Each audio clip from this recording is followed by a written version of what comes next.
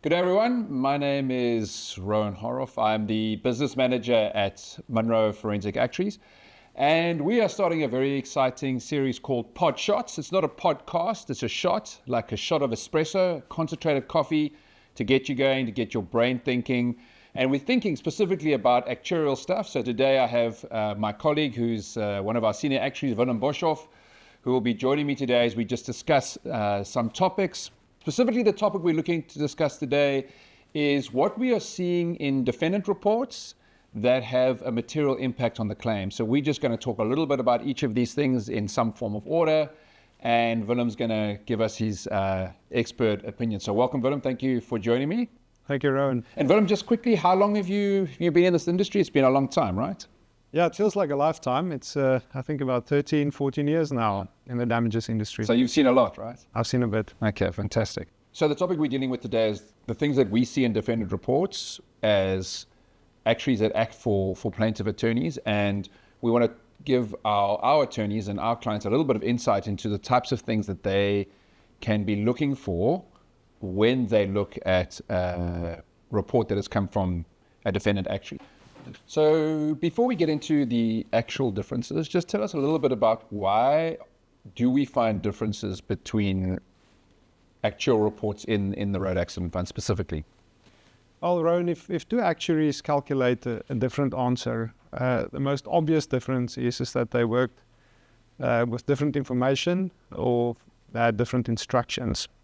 Now, putting that aside, if actuaries work from the same information and still calculate different losses, we find there's two reasons. The one is actuarial methodology and assumptions that could introduce a difference, and the other one is just making plain old errors.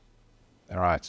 And when you talk about actuarial methodology and the assumptions, is the use of life tables, we spoke about that a little bit earlier, is that part of the methodology? Yeah, so your life table is a standard actuarial assumption. You use a life table to calculate mortality, and in most of the cases where we calculate, say, future earnings, we use the life table to determine the probability that somebody would be alive at any given point in time.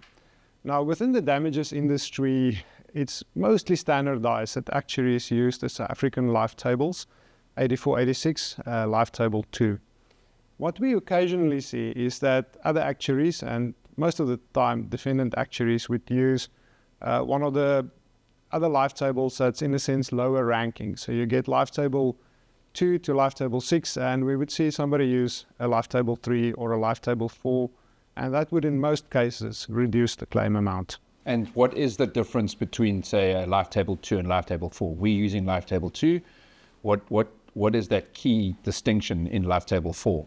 Well, so these life tables were constructed in the not so good old days, 1984 to 1986, and so the life tables were constructed according to racial classification. And obviously those classifications doesn't hold today. To use a simple example, a big part of the South African population at the time, if you were classified as being colored or classified as being black, you wouldn't have access to good medical services. There was less economic opportunities, and all of that ultimately results in worse life expectancy. Currently today, people have opportunity or have access to those opportunities, and therefore we consider it inappropriate to use life tables that was based on a prejudicial system and apply it to people today. Normally, if you value in future earnings, if you use life table 4, it will reduce the value of those earnings. So in an uninjured income stream, it will reduce the value of the income stream and thereby, in most cases, reduce the loss. Right. There's also been a court ruling in this regard, and where the judges agreed that a life table that's based on a racial classification is not appropriate and shouldn't be used. Okay. All right, interesting. And then one of the other things you mentioned earlier was this idea of a notional child that is introduced. Tell us what a notional child is and why that would have an impact on the claim.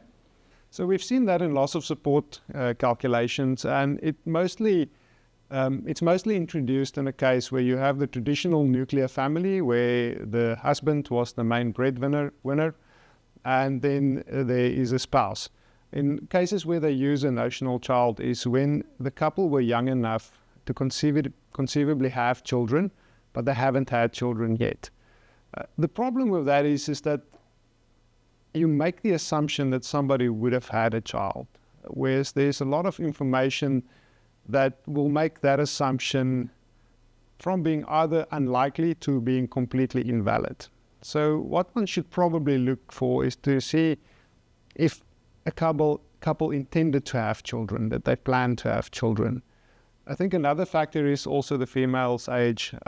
I've been involved in an interesting case where a 40-year-old female who was 40 years old at the time of her husband's death, he was also 40 years old at the time.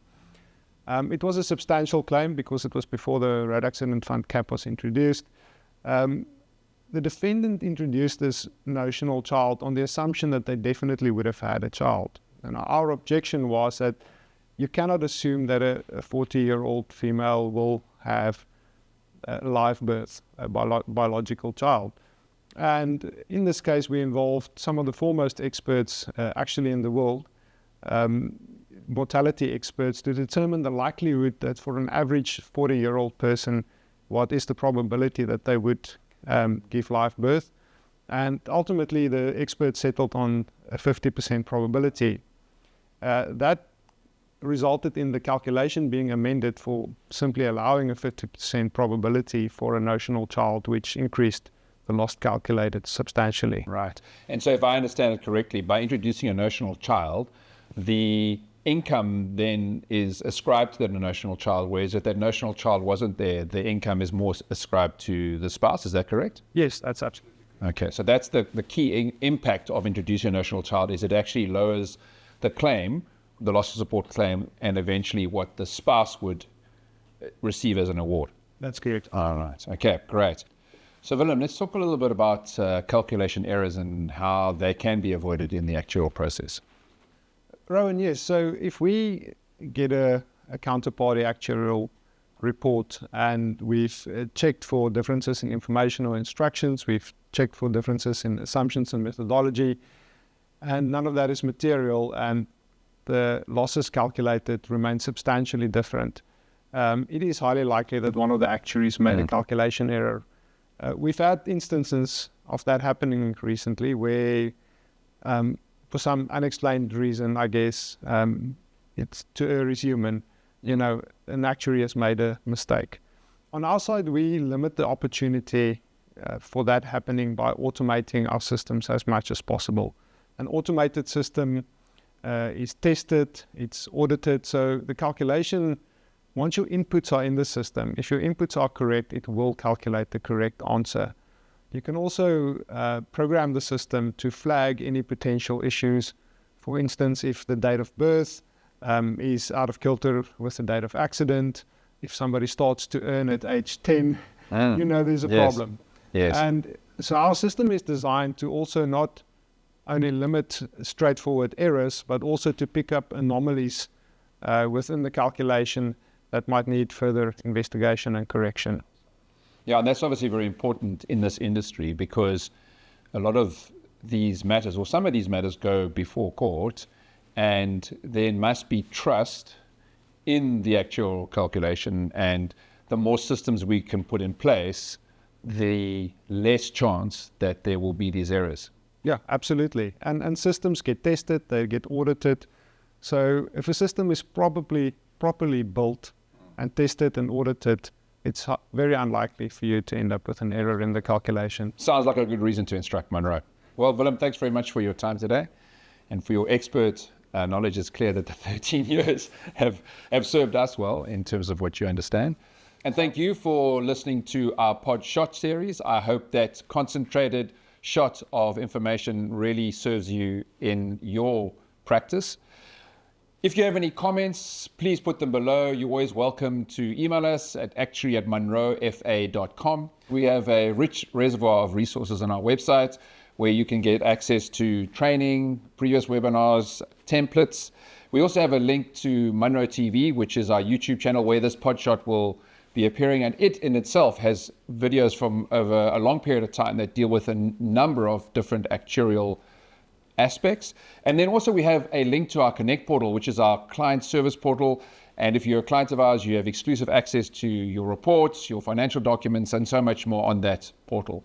Thank you so much for joining us, and we look forward to seeing you at our next Podshot.